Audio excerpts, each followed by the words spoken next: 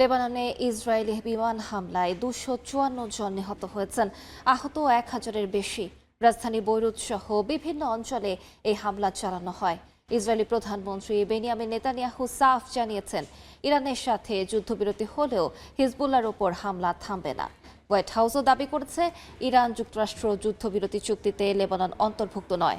চুক্তি না মানলে ইরানে আরও ভয়াবহ ও শক্তিশালী হামলার হুমকি দিয়েছেন মার্কিন প্রেসিডেন্ট ডোনাল্ড ট্রাম্প। এদিকে হরমুজ প্রণালী বন্ধের খবরে বৃহস্পতিবার এশিয়ার বাজারে আবারও বেড়েছে জ্বালানি তেলের দাম। এ বিষয়ে বিস্তারিত আলোচনার জন্য স্টুডিওতে আছেন সহকর্মী ওমর ইনান। যাচ্ছি তার কাছে। ইনান, আপনাকে স্বাগত। ইনান, আমরা যেমনটি জানি যে গতকাল দীর্ঘ ৪০ দিন পর কিন্তু ইরান এবং যুক্তরাষ্ট্রের যে যুদ্ধ চলছিল তার যুদ্ধবিরতি ঘটেছে, কিন্তু এরই মধ্যে আবার লেবাননে কিন্তু ইসরায়েল হামলা চালিয়েছে এবং তার পরিপ্রেক্ষিতে ইরান কিন্তু বলছে যে হরমুজ তারা বন্ধ করে দিচ্ছে। তো আপনার কাছে সবশেষ কি তথ্য আছে আমাদেরকে জানাবেন।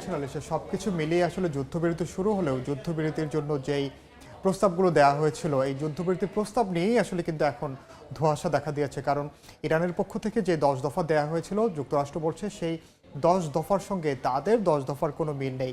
আর সবচেয়ে বড় যে বিষয়টি আপনি একটু আগে যেটি বললেন, যে লেবাননে আমরা প্রতিবেদনে দেখলাম এই যুদ্ধের আড়ালে এখন লেবাননে এক ধরনের হত্যাযজ্ঞে মেতে উঠেছে ইসরায়েল। কারণ আপনি দেখেছেন যে এত ভয়াবহ আকারে, ব্যাপক আকারে কিন্তু এর আগে কখনোই লেবাননে হামলা হয়নি। আমরা যদি একটু সবশেষ তথ্যগুলো দেখি তাহলে দেখব যে এই যুদ্ধবিরতির আড়ালে নেতানিয়াহু বাহিনী, ইসরায়েলি বাহিনী লেবাননে একদিনের মধ্যেই, অর্থাৎ মাত্র 10 মিনিটের ব্যবধানে 100-র বেশি হামলা চালিয়েছে লেবাননের বৈরুত সহ দক্ষিণাঞ্চলের বিভিন্ন অংশে, এবং সেখানে একদিনেই 254 জন নিহত হয়েছেন এবং আহত হয়েছেন 1165 জন। এই হতাহতের সংখ্যা আসলে আরও অনেক বেশি, কারণ আমরা যে চিত্র সংবাদ মাধ্যমে দেখেছি সেখানে একেবারে স্পষ্ট যে আসলে নেতানিয়াহু বাহিনী আরেকটি গাজা সৃষ্টি করতে চায় লেবাননে। কারণ আপনি দেখেছেন গাজা এরই মধ্যে পরিণত হয়েছে, গাজায় অবশিষ্ট আসলে কিছু নেই।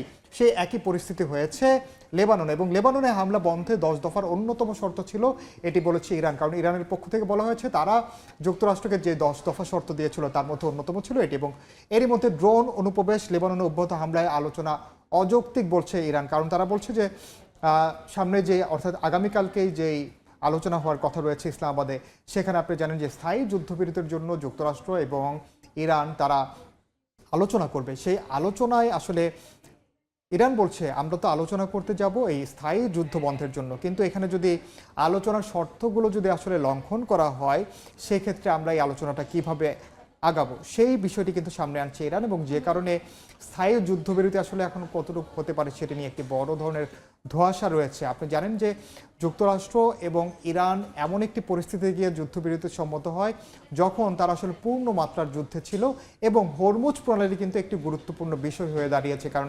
বিশ্বব্যাপী হরমুজের গুরুত্ব সেটি কিন্তু আমরা সবাই জানি।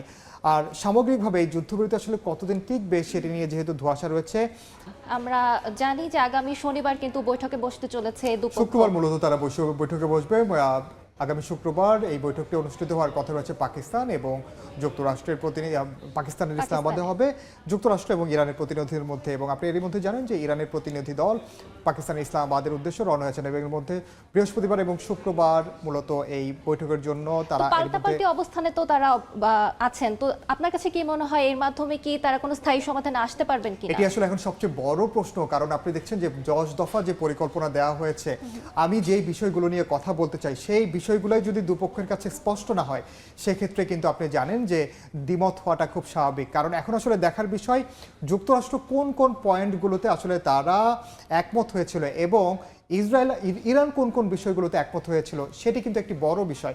এবং ইরানের যে 10 দফা পরিকল্পনা নিয়ে সেটি রয়েছে, ভিন্ন মত রয়েছে, যেটি বলছে যুক্তরাষ্ট্র এবং ইরান তারা কিন্তু বলছে যে তারা সেই 10 দফায় আসলে একমত হয়নি। তাহলে কোন 10 দফায় তারা একমত হয়েছেন সেটি এখন সামনে আসার বিষয়। যুদ্ধবিরতিতে লেবাননকে অন্তর্ভুক্ত করার চেষ্টায় বিশ্ব নেতারা, ফ্রান্সের প্রেসিডেন্ট ইমানুয়েল ম্যাক্রো থেকে শুরু করে বিশ্ব নেতারা তারা চেষ্টা করছেন এই লেবাননে যেন এই যুদ্ধবিরতিটা আসলে অন্তর্ভুক্ত করা যায়। এবং উপসাগরের দেশগুলোতে কিন্তু এর মধ্যে যুদ্ধবিরতির মধ্যেও হামলার খবর আসছে, যদিও এই হামলাগুলো আসলে কারা করছে এটি এখন পর্যন্ত স্পষ্ট। উপসাগরের দেশগুলো বলছে, বিশেষ করে সৌদি আরব, সংযুক্ত আরব আমিরাত, তারা বলছে এই পর্যন্ত তারা কয়েক দফা ড্রোন ভূপাতিত করেছে। এবং হরমুজ নিয়ে পাল্টাপাল্টি অবস্থান, এবং আমরা যেটি বলছি যে স্থায়ী যুদ্ধবিরতি হবে কিনা এটি এখন নির্ভর করছে হরমুজ প্রণালীর আসলে উপর। কারণ আপনি জানেন একটু আগে সহকর্মী রাইসার জন্য যে প্রতিবেদনটিতে বললেন যে আসলে হরমুজ প্রণালী ঘিরে এখন যেই রাজনীতি চলছে, ভূ রাজনীতি, হরমুজ প্রণালী যদি খুলে দেয় সেটির নিয়ন্ত্রণ কার হাতে যাবে? ইরানের হাতেই থাকবে নাকি যুক্তরাষ্ট্র সেটিতে নতুন করে কর্তৃত্ব একটি প্রতিষ্ঠার বিষয় চেষ্টা আমার করবে? মাথায় আসছে যে গতকাল যখন বলা হচ্ছিল যে হরমুজ প্রণালী খুলে দেওয়া হয়েছে, তখন কিন্তু দেখা যাচ্ছিল যে জ্বালানি তেলের দাম কিন্তু কমতে শুরু করেছে এবং পুঁজিবাজারেও এর ইতিবাচক প্রভাব আমরা দেখছিলাম। কিন্তু এখন আবার হরমুজ বন্ধ ঘোষণা করার পর আপনার কাছে কি মনে হয় যে এর কি রূপ প্রভাব পড়তে পারে? আমরা কিন্তু এর বিশ্বের মধ্যে অর্থনৈতিক 40 দিনে বাজারে? দেখে ফেলেছি যে হরমুজ বন্ধ করার প্রভাব কি করতে পারে। এমনকি আমাদের বাংলাদেশেও কিন্তু আমরা সেই প্রভাব দেখেছি। বিভিন্ন দেশ ব্যয় সংকোচন নিচের দিকে গিয়েছে, মুদ্রাস্ফীতি দেখেছেন কোন পর্যায়ে গিয়েছে, অর্থনৈতিক যে মন্দা সেটি কিন্তু আমরা দেখেছি। সুতরাং এই হরমুজ প্রণালী একদিন বন্ধ হয়ে যাওয়া মানেই কিন্তু একটি প্রভাব পড়া।